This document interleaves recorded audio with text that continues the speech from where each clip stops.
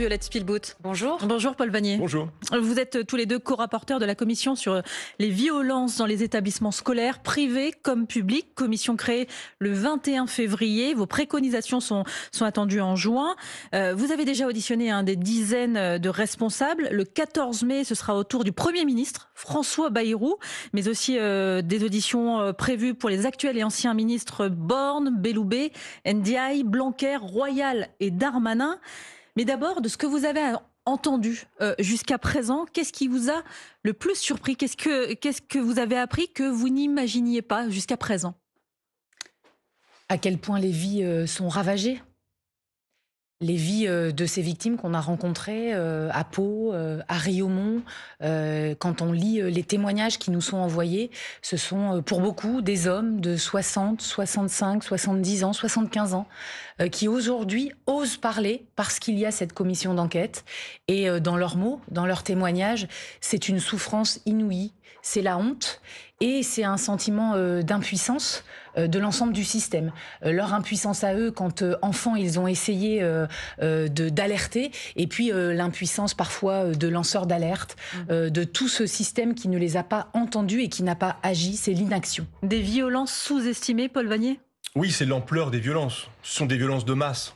Il y a des centaines de milliers, des millions d'enfants qui ont été victimes de violences physiques, sexuelles, psychologiques pendant leur scolarité. Et donc c'est une question qui touche tous les Français, directement ou indirectement, parce qu'ils les ont vécues ou parce que dans leur entourage, ils connaissent quelqu'un qui a vécu ces violences. Et puis peut-être ce qui est tout à fait aussi frappant, c'est de voir à quel point ces violences, y compris quand elles ont eu lieu des dizaines d'années avant qu'elles nous soient rapportées, eh bien comment elles persistent, comment ces violences vont façonner des vies et accompagner des victimes jusqu'à aujourd'hui, jusqu'au moment où enfin elles prennent la parole, peut-être pour se libérer, s'en libérer, peut-être pour à nouveau prendre une forme d'initiative, mais cette façon dont la violence travaille les vies pendant des décennies, c'est peut-être aussi une des constatations de cette commission d'enquête. Et qui va travailler, donc on le rappelle, jusqu'au mois de juin. Est-ce que les éléments dont vous disposez à ce stade, parce que les auditions ont commencé, il y en a eu des dizaines jusqu'à présent, est-ce que les éléments dont vous disposez mettent en lumière une volonté de faire obstacle à la vérité ? Les éléments dont on dispose, ils mettent en évidence une défaillance globale du contrôle de l'État. C'est vraiment le cœur de cette commission. Le contrôle de l'État, c'est des pouvoirs d'inspection du ministère de l'Éducation nationale, mais c'est aussi le pouvoir d'agir d'une justice qui, quand elle reçoit une plainte, doit la traiter jusqu'au bout. Et c'est aussi les contrôles financiers sur le financement de certains établissements, qu'ils soient hors contrat ou sous contrat dans le privé. Tous ces pouvoirs d'action ont été défaillants pendant des années. Et donc, on se rend compte aussi que sur des territoires comme dans le Sud-Ouest, comme dans le Pas-de-Calais où nous sommes allés, il y a aussi une omerta de l'ensemble des notables qui souvent ont su, comme les habitants, et qui n'ont rien dit. Défaillance ou volonté, Paul Vannier ? Il peut y avoir des résistances à notre commission d'enquête, à notre travail de contrôle dans certains établissements. Dans l'établissement Riaumont, clairement, quand nous y sommes rendus, nous avons rencontré des prêtres qui ont voulu contrôler le contrôle. On peut sentir une forme d'omerta, de tabou dans l'administration, dans l'éducation nationale relative à la question des établissements privés et privés sous contrat. Que vous mettez sur quel compte ? Mais vous savez, pendant des décennies, à chaque fois qu'on évoquait la question de l'enseignement privé en France, on était immédiatement accusé de vouloir ouvrir la guerre scolaire. Et évidemment, c'était le rayon paralysant qui empêchait toute discussion, toute critique. Et ça constitue une forme de pression qui pèse sur les acteurs, sur les responsables politiques, mais surtout sur les fonctionnaires, y compris sur ceux qui sont en charge du contrôle et qui parfois y renoncent par peur, au fond, d'une pression politique qui s'exercerait à la fin sur eux. Alors, il faut en parler de cette pression politique. Vous avez parlé de notables et le 14 mai, vous allez entendre François Bayrou, le Premier ministre. Pas une seule fois je ne suis intervenu dans une affaire judiciaire. Les juges et les gendarmes, ça se trompe comme les autres. Ça, c'est la réaction de François Bayrou après les auditions sous serment d'un ancien gendarme et d'un ex-juge qui affirme qu'il serait intervenu dans le dossier judiciaire concernant Betaram. Qui interrogerez-vous justement le 14 mai ? Le François Bayrou, Premier ministre, celui qui était ancien ministre, celui qui était ministre de l'Éducation nationale à l'époque. Quel est l'homme qui sera présent selon vous ? Il y a les deux. À la fois le Premier ministre actuel, est-ce que le Premier ministre de la France peut mentir devant les députés, devant les victimes ? Est-ce qu'un Premier ministre peut accuser un gendarme et un juge d'avoir menti sous serment devant une commission d'enquête ? Ce sera évidemment une des questions. Il ne dit pas ça, il dit se tromper. C'est juste oui, mais sauf qu'ils ne se sont pas trompés.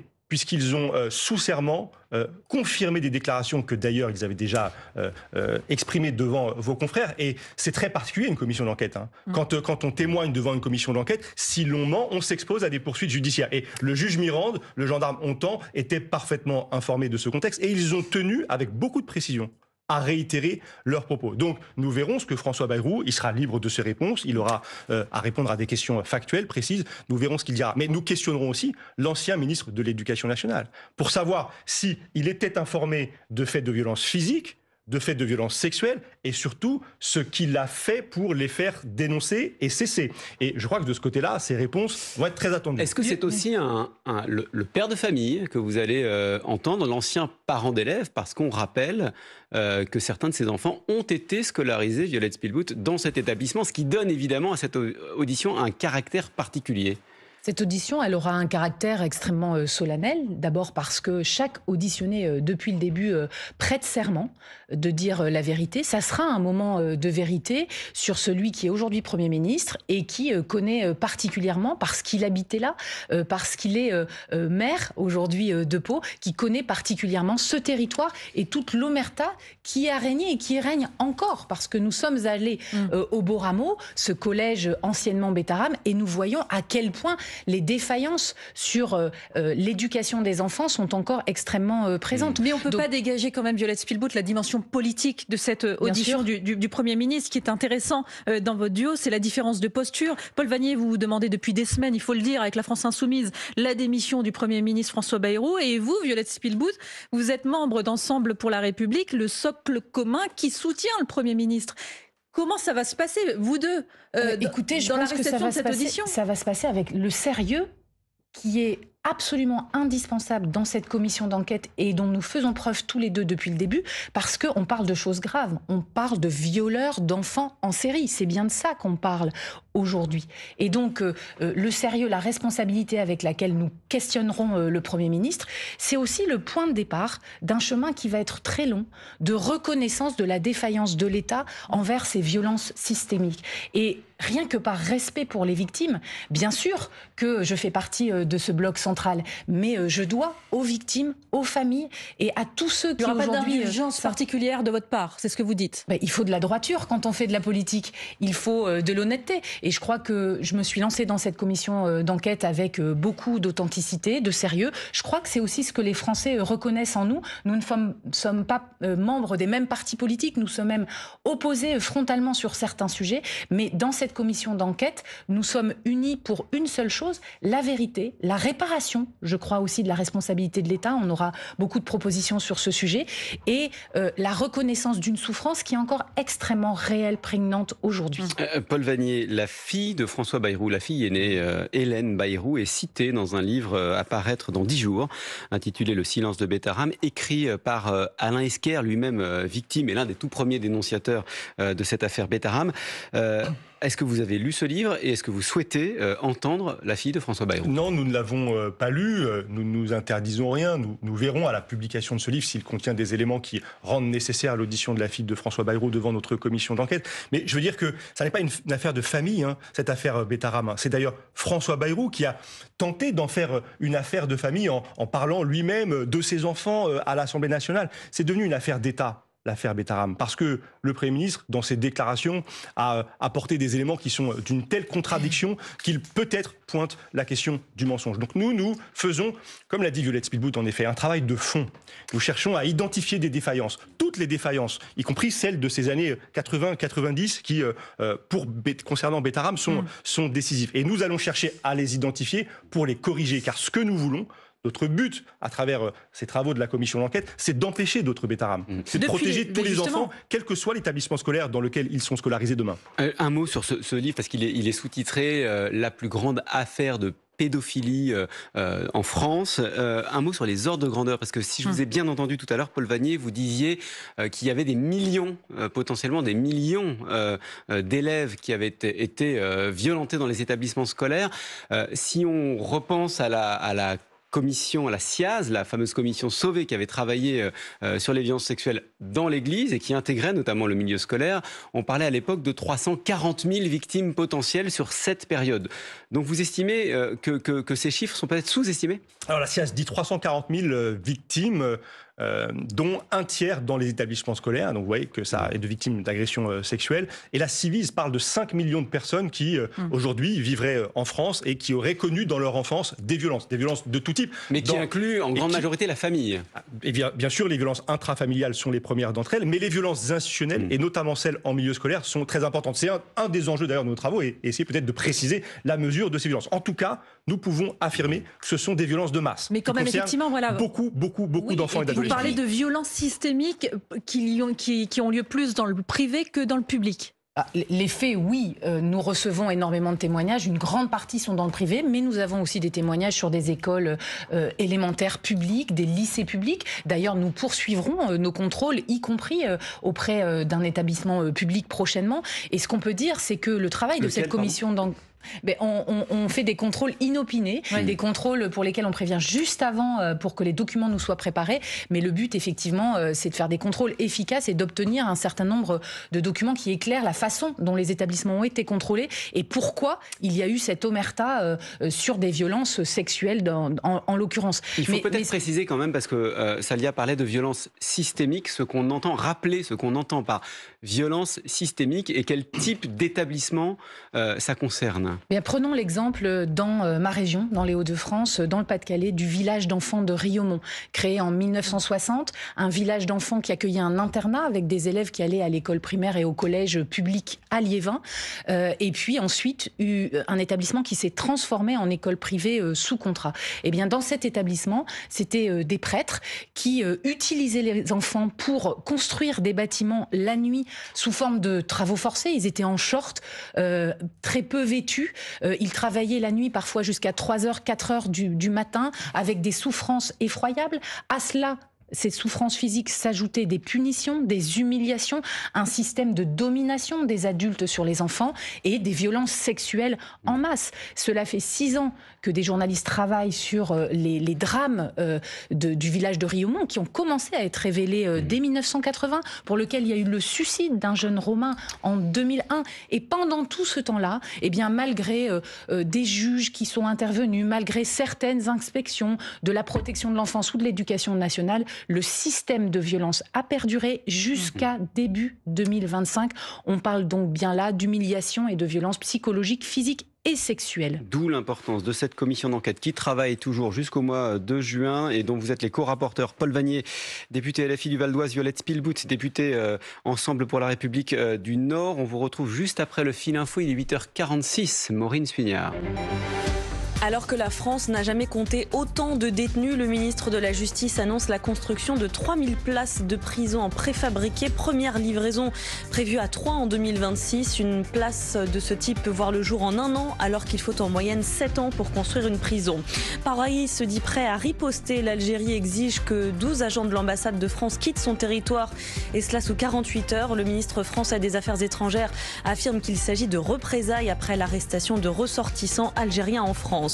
Le gouvernement prépare déjà les Français. Il faudra faire encore 40 milliards d'euros d'efforts l'année prochaine. Et cela pour ramener le déficit public à 4,6% du PIB en 2026. La CGT demande ce matin à l'exécutif de taxer le patrimoine. Le syndicat veut aussi qu'il s'intéresse aux aides versées aux entreprises sans condition. Il était le chef de file des écrivains latino-américains. Le péruvien Mario Vargas Llosa est mort à 89 ans, prix Nobel de littérature en 2010. Il est l'auteur, entre autres, de L'attente Julia et le scribouillard. France Info. Le 8-30 France Info, Jérôme Chapuis, Salia Braclia. Toujours avec Paul Vanier, député LFI du Val d'Oise, et Violette Spilbout, députée Ensemble pour la République du Nord. Dans le cadre de votre commission sur les violences dans les établissements scolaires, vous l'avez dit, vous menez des contrôles inopinés dans les établissements. Comment ça se passe? Vous en avez mené 10 là pour le moment. Comment ça se passe? Vous y allez pour chercher quoi, Paul? On y va d'abord parfois pour s'imprégner d'une ambiance. Quand on va à Riaumont, quand on va à Bétharram, quand on visite les dortoirs de l'internat, quand on voit ces châteaux de pierre et de béton qui ont été construits dans la nuit par des enfants forcés de le faire, on perçoit quelque chose. Il y a un climat de violence que l'on touche du doigt. Mais aussi, nous allons saisir des documents. Et nous avons, depuis un mois maintenant, collecté dans des administrations publiques, dans des établissements, des milliers de pages, plusieurs milliers de pages de documents qui sont essentiels parce que ces documents nous permettent ensuite de préparer nos auditions. Et les auditions de la commission d'enquête sont vivantes et permettent, grâce aux documents, de confronter les déclarations qui sont faites devant nous. Dans les documents, vous allez chercher quoi? Est-ce que vous allez essayer de trouver les traces de violence? Est-ce qu'il y avait par exemple des décisions qui étaient prises par rapport à ces actes? On peut chercher à savoir si les violences ont été signalées. Voilà. Si oui, à qui ont-elles été transmises? Qu'est-ce qui a été fait de ce signalement? S'est-il perdu? A-t-il été oublié? A-t-il été traité et une alerte passée a-t-elle été ensuite oubliée? C'est l'objet même de la commission d'enquête, de construire, de redécrire des chaînes de remontée de signalement pour voir là où le signalement se perd, là où il n'est pas transmis et donc là où il y a défaillance à corriger. Vous travaillez facilement? Oui, nous travaillons facilement et je veux d'ailleurs dire que nous sommes aussi le plus souvent bien accueillis par ceux que nous allons rencontrer et qu'il y a une volonté de la part des acteurs, notamment dans l'administration publique, de faire évoluer le système pour mieux traiter ces phénomènes de violence dans les établissements scolaires demain. Il y a quelque chose qu'on entend beaucoup, notamment sur l'enseignement privé catholique, parce qu'il y a vos contrôles, mais il y a aussi les inspections de l'éducation nationale. Ils sont inspectés notamment sur le volet budgétaire, sur le volet pédagogique, mais peut-être moins sur le volet climat scolaire, dont vous nous avez dit qu'il était très important. Il y a des réticences à ce niveau-là, Violette Spilbout? Avant même les réticences, quand vous dites qu'ils sont inspectés, ils sont très très peu inspectés. Ce qu'on en a remarqué dès le début, c'est l'absence de contrôle en général. Ça, c'est les défaillances dont vous nous parliez tout à l'heure. Donc déjà aujourd'hui, dans le fonctionnement... On manque d'agents? Non, c'est pas seulement ça. C'est que aujourd'hui, la loi fait que des établissements hors contrat, lorsqu'ils demandent à avoir un contrat avec l'État, ils sont inspectés systématiquement. Des établissements privés sous contrat avec l'État, lorsque le contrat est signé, s'il n'y a pas d'évolution, eh bien pendant des années, il n'y a aucun contrôle, sauf lorsqu'il y a un signalement. Et c'est bien là que l'on intervient, puisque, comme on le disait tout à l'heure, ce qui est terrible, c'est quand un professeur, un lanceur d'alerte signale un fait de violence sur un enfant par un autre collègue, par exemple, et lorsqu'il ne se passe rien derrière. Et donc c'est bien toutes les correspondances et le suivi des inspections, quand il y en a une, que l'on souhaite prendre en compte. Et puis le sujet de la vie scolaire n'était pas du tout inclus, notamment dans les modalités de la loi Debré. Ce qu'on n'entend pas un vie scolaire, c'est tous les à côté. Le climat, le bien-être des élèves, la possibilité d'aller aux toilettes pendant un cours, la possibilité d'aller consulter un psychologue scolaire ou un médecin scolaire lorsque on a quelque chose qui ne va pas, et souvent derrière cela on peut tirer le fil. C'est tout ça le climat scolaire, et on le voit, le climat scolaire a été complètement exclu des contrôles dont on a eu la lecture lors de notre saisie, et on a aussi une première satisfaction, c'est que lorsque nous avons auditionné le secrétaire général à l'enseignement catholique, il a déjà fait des pas en avant, celui d'accepter que la vie scolaire puisse être inspectée pour les établissements privés, et puis celui que l'enseignement et l'éducation à la vie sexuelle et affective puissent concrètement avoir lieu. Juste précise d'un mot d'ailleurs que le directeur dont vous parlez est en train de quitter son poste. Vous attendez la même chose de son successeur? Évidemment. C'est essentiel parce que s'il n'y a pas eu de contrôle dans les établissements privés sous contrat ces dernières décennies, à Bétharram par exemple, aucun contrôle ces 30 dernières années, c'est parce qu'il y a eu une résistance très forte de l'enseignement catholique en particulier à ces contrôles. Nous avons lors d'un de nos contrôles saisi un courrier du secrétaire général à l'enseignement catholique, sorte de ministre bis de l'éducation nationale en France, qui en novembre dernier se battait de toutes ses forces pour empêcher davantage de contrôle et l'extension du périmètre de contrôle. Alors il a revu sa position en audition parce que la commission d'enquête, la parole des victimes, constitue une forme de pression qui fait changer un certain nombre de conduites. Mais cette question des contrôles des établissements privés, elle est essentielle pour deux raisons. D'abord, il faut rappeler qu'il y a 2 millions d'élèves dans les établissements privés sous contrat en France, et il est inacceptable que ces élèves soient moins protégés que les autres. Et puis, dans l'enseignement privé, la part des internes est 2 fois supérieure à celle que l'on observe dans l'enseignement public. Et c'est là que les risques de violence, d'agression sexuelle sont les plus importants. Et du coup, on a envie de vous demander maintenant, et après, fin juin, quand vous allez rendre vos recommandations, ça va servir à quoi? Qu'est-ce qu'il va y avoir là-dedans? Mais déjà, ça sert aujourd'hui, parce que libérer la parole, porter la voix de victimes qui n'ont pas été entendues, parfois depuis des dizaines d'années, c'est extrêmement important. Et parce que nous avons des propositions que nous allons mettre dans ce rapport, des propositions réglementaires, des propositions de suivi de ces inspections, de modalités des inspections qui doivent changer. Je pense aussi que ça fait changer les mentalités dès maintenant.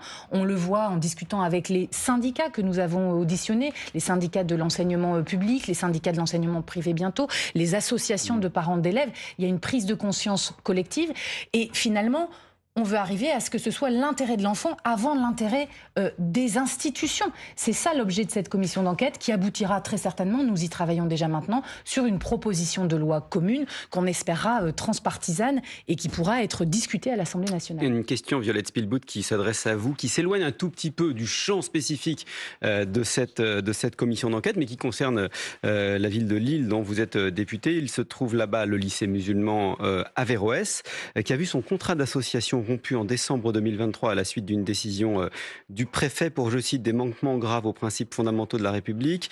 Le rapporteur public, lui, dans un conflit qui, devant la justice administrative, avait estimé qu'il n'existait pas dans la procédure d'éléments probants justifiant la rupture de ce contrat. Est-ce que ça veut dire que le lycée Averroès a fait l'objet d'un traitement défavorable de la part de l'État ? Alors nous avons auditionné le préfet que je connaissais, le préfet Georges-François Leclerc, qui a été celui qui a organisé la commission de concertation qui a abouti à la rupture du contrat. Il y a une décision de justice qui arrive le 23 avril, donc on verra ce que la justice dit sur cette procédure. Par contre, nous, lors de l'audition, nous avons appris beaucoup de choses. Nous avons vu combien un préfet a les moyens d'agir lorsqu'il y a un signalement et d'agir vite. Et on parlait de contrôle tout à l'heure. Vous disiez, je crois, Paul Vanier, que le lycée Averroès avait été contrôlé 14 fois. 14 fois, c'est par rapport à la moyenne. Mais la moyenne, c'est 0 ailleurs. Donc, il y a un 2 poids 2 mesures qui est révoltant. Nous avons dit qu'il n'y avait pas suffisamment de contrôle, pas de contrôle dans les établissements privés sous contrat. Or, les établissements sous contrat musulmans, eux, sont criblés de contrôles. Averroès, c'est 14 contrôles ces dernières années de tous les services de l'État possibles et une décision qui est historique. La rupture du contrat d'association. Averroès est le deuxième établissement en France à avoir vu son contrat rompu depuis 1959. Il en existe 7500 des établissements privés sous contrat. Donc on ne peut pas... Si vous voulez, nous sommes partisans du contrôle. Nous sommes partisans, y compris lorsque des manquements graves sont constatés, qu'il y ait des ruptures de contrat. Mais pourquoi ces ruptures se concentrent-elles systématiquement, parce que c'est aussi le cas pour le groupe scolaire Al-Kindi dans le Rhône, sur les établissements privés sous contrat, alors que nous avons des défaillances, des violences systémiques majeures, des violences physiques, sexuelles dans d'autres types d'établissements, et là, des décisions ne sont pas prises. Eh bien, c'est la question qui se pose.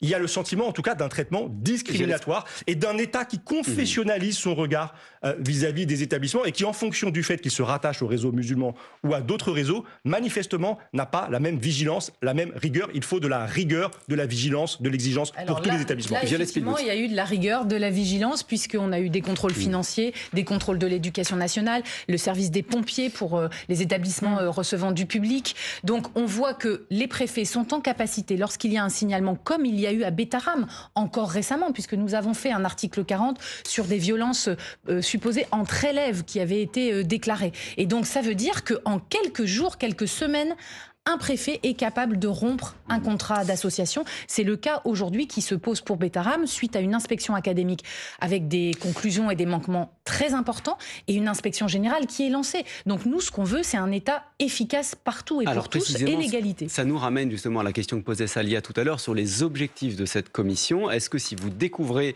des défaillances avérées, documentées dans le cadre de cette commission, ça doit déboucher sur des ruptures de contrats d'association pour certains établissements? Ça doit d'abord déboucher sur des articles 40. Nous à chaque fois que nous avons un signalement au procureur de la République et une suite judiciaire, parce que le plus grave, c'est lorsqu'il y a un signalement et qu'on n'a aucune information derrière. Pour des faits qui sont parfois prescrits. Oui, mais même quand c'est prescrit, on a bien eu en audition ce point extrêmement approfondi. Même lorsque c'est prescrit, et je le dis à toutes les victimes, il faut porter plainte parce qu'il y aura une enquête d'ouverte, et ça permettra par exemple à quelqu'un, comme ça a été le cas de Bruno à Riaumont, qui connaît son agresseur, qui est aujourd'hui en Gironde auprès d'enfants, ça permettra à un agresseur d'être identifié et de l'empêcher de nuire encore aujourd'hui, même si les faits sont prescrits.